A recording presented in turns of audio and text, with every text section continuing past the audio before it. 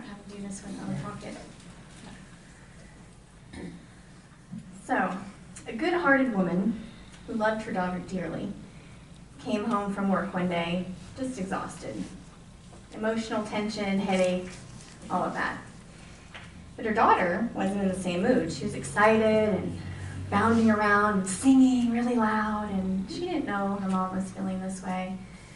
And she was just getting louder and louder in her joy until her mom just snapped, just kind of lost it. We've all had those moments, or at least I have. And just yelled at her daughter and said, "Shut up. You have such an ugly voice, just shut up." And of course, it didn't matter that it was her daughter's voice. She was just intolerant of any sound at that moment.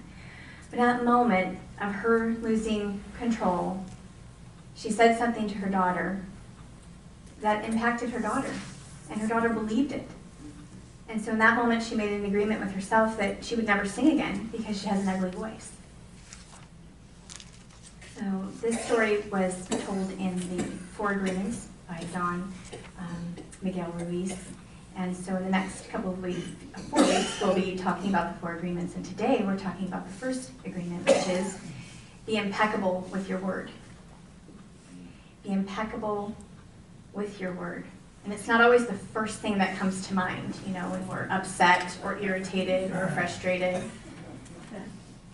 However, as we practice the pause, as we practice being intentional, deliberate, and aware, being impeccable with our word becomes who we are, becomes how we live.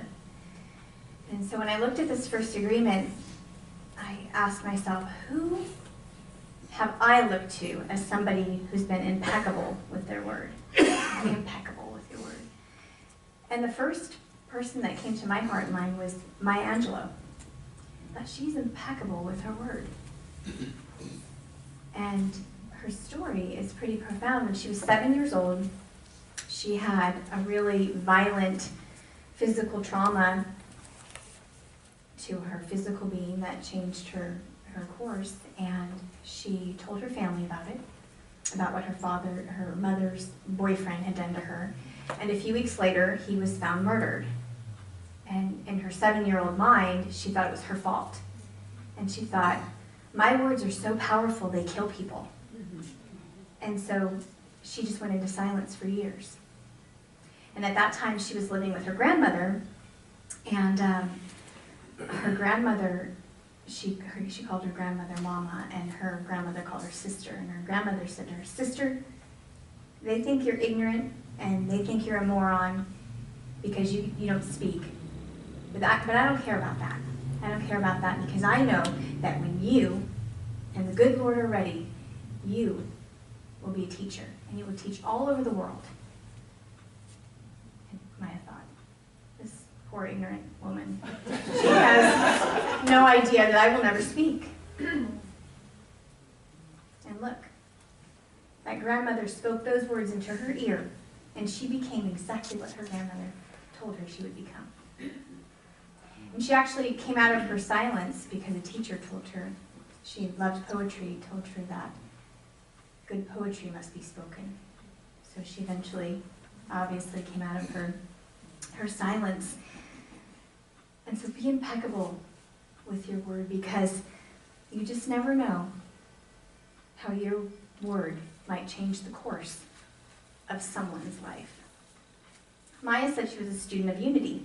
Actually, one time she was reading Lessons in Truth by Emily Cady, and she came across a line that said, "God loves me." And her mentor at the time said, "Read it again." And she said, "God loves me." He said, "Read it again." And she read, "God loves me, God loves me, God loves me." She read it until she felt it. And she said, because of that awesome, amazing God's love, the love of Source, I have been able to do anything that I've wanted to do. It is because of that I am who I am. She was having a party one time. I think this story is so great. A dinner party in her home.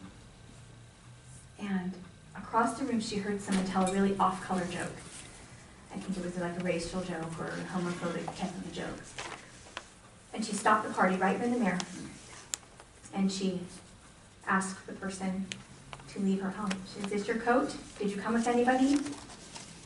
Please excuse yourself." And then she turned to the remaining guests and she explained to them, "I will not tolerate it in my home." Those words are vulgarity, they're poison. They're poison, and it clings to the walls, and it will get in the upholstery, and then it will get into you if you allow it. And I will not allow it. It takes courage, you know, to use your word for good, to speak the truth. Words are things. They're powerful, powerful things. You can piece a bunch of words together, and a bunch of people go off to war. You can string another group of words together, and you can bring a bunch of people together longing for peace. In words. In words. Maya said, you take your words to God, and they inform God, and they inform every person around you. Be impeccable with your word, because they have the power to create. To create. So, in this photo, I was 16, and that boy was Ryan, and he invited me to his senior dance. I was not old enough to go, but we were good friends. His family was close friends with my mom's cousins, and we spent a lot of time together, and he dated my best friend, and they had a really hard breakup, and so we went through a lot together. And about a month after this photo, he was killed in a car accident. And that night, we were all at a party. And the last thing I said to him was, "I'll call you this week." He just walked away. And in the wee hours of that morning, I got the call that he had left that party and was racing a friend, and over 100 miles an hour, hit a wall, and was killed on impact. And my last words were, "I'll call you this week." I thought, those weren't sufficient last words. And so his parents had been camping in Yellowstone National Park, and this is back before cell phones. So the ranger had to go find them at their campsite and tell them, and then they drove 1,300 miles back to Southern California where we lived.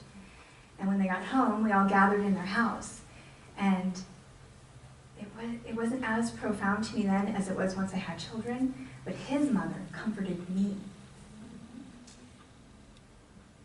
She taught me about comforting words. I think having children now, I would be losing my mind. And she sat on his bed with me and said, "You come here whenever you need to." And she was healing me with her words. It taught me so much. Words have energy. And the loss of someone often leads us to think about our words, the words that we last utter, the words that we use. And after this experience with Ryan, I thought, every person I ever encounter, I will be conscious about my words. And it wasn't long after that I read the book, 7 Spiritual Laws by Deepak Chopra, and there was a part in there about giving gifts to people. I thought, that's going to be my gift. Every person I'm going to say a prayer for. And I wish I could say I've always done it, but it's been in my intention all the time. And so be impeccable. Be impeccable with your words, because you never know if they're your last ones. Don Miguel Ruiz says in his book, if we adopt the first agreement, becoming impeccable with our word, any emotional poison will eventually be cleaned from our mind, and our communication in our personal relationships will be cleaned, leaving us with no regrets and out of suffering. Impeccability of the word will also give you immunity from anyone putting negative spell on you. When you are impeccable with your word, you feel good, you feel happy, you feel at peace. Use the word to share your love.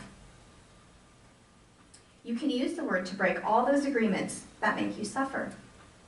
You can live in heaven in the middle of thousands of people living in hell because you are immune to it. You can attain the kingdom of heaven from this one agreement. Be impeccable with your word. Speak with integrity. Say only what you mean.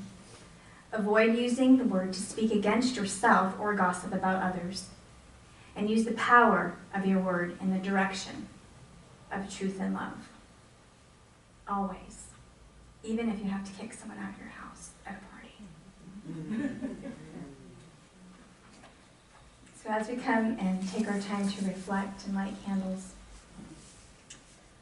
let's honor our word. Let's energize our word.